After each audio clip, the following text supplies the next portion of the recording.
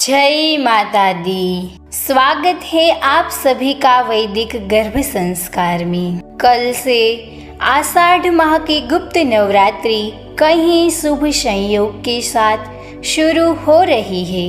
गुप्त नवरात्रि 30 जून से लेकर 9 जुलाई तक रहेगी। गुप्त नवरात्रि का पावन त्योहार माँ दुर्गा को समर्पित है। ज्योतिष शास्त्र के अनुसार साल भर में कुल 4 नवरात्रि आती है, जिसमें से 2 शारदीय व चैत्र नवरात्रि और 2 गुप्त नवरात्रि होती है। आषाढ़ मास में पड़ने वाली नवरात्रि को आषाढ़ गुप्त नवरात्रि कहा जाता है। गुप्त नवरात्रि में 10 महाविद्याओं माँ काली, माँ तारा देवी, त्रिपुर सुंदरी, भुवनेश्वरी, माता छिन्नमस्ता, त्रिपुर भैरवी, माँ घुमावती, माँ बगलामुखी, मातंगी और कमला देवी की पूजा की जाती है। यदि आप गर्भवती हैं तो यह नवरात्रि आपके लिए बहुत खास होने वाली है। यदि आप गुप्त नवरात्रि के दौरान हर रोज माता की कथा सुनती हैं तो आपका शिशु दिव्य, प्रभावशाली, साहस और शक्ति जैसे कई आध्यात्मिक गुणों से परिपूर्ण होगा, क्योंकि आपका गर्भस्थ शिशु पूरी तरह से आपसे जुड़ा हुआ होता है, फिजिकली और मेंटली भी। आप सभी बातें उस तक पहुंचा सकती है। इस नवरात्रि का पर्व स्त्री प्रवृत्ति को समर्पित है। गर्भवती माता भी गुप्त नवरात्रि के इस 10 दिनों के दौरान उत्सव की तरह मनाएगी। इस 10 दिनों के दौरान ऊर्जा अधिक होती है। इस सकारात्मक ऊर्जा को हमारे भीतर धारण करके हमें अपने शिशु तक पहुंचाना है। तो आपको यह 10 दिनों में पूरा लाभ उठाना है।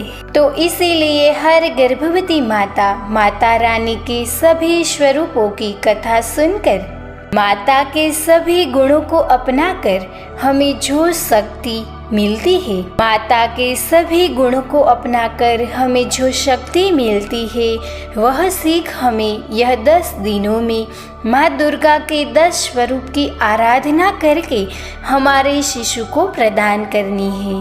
हर दिन का एक अलग ही महत्व होता है। हर दिन अलग अलग महाविद्याओं की पूजा भी होती है। माँ दुर्गा के 10 स्वरूपों में पहली देवी माँ काली है, दूसरा रूप है माँ तारा देवी। माँ दुर्गा का तीसरा रूप है त्रिपुर सुंदरी देवी। माँ का चतुर्थ रूप है भुवनेश्वरी। माँ दुर्गा का 5वां स्वरूप है माता छिन्नमाता। छठा रूप है त्रिपुर भैरवी। 7वां रूप है माँ घुमावती। माँ दुर्गा का 8वां रूप है बगलामुखी। 9वां रूप है मातंगी और माँ दुर्गा का 10वां स्वरूप है कमला देवी।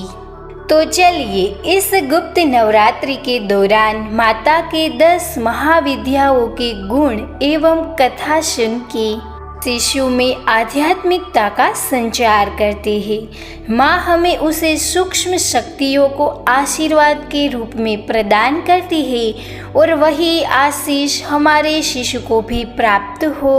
इसीलिए 10 दिनों के दौरान माता को प्रार्थना करके बेबी तक पहुँचाए। तो चलिए वह माता की सकारात्मक ऊर्जा को प्राप्त करके बेबी तक पहुँचाते हैं। तो मैं आपको अलग अलग गुणों और कथा के बारे में आपके बेबी तक कैसे पहुंचाना है वह नेक्स्ट वीडियो में बताने जा रही हूँ।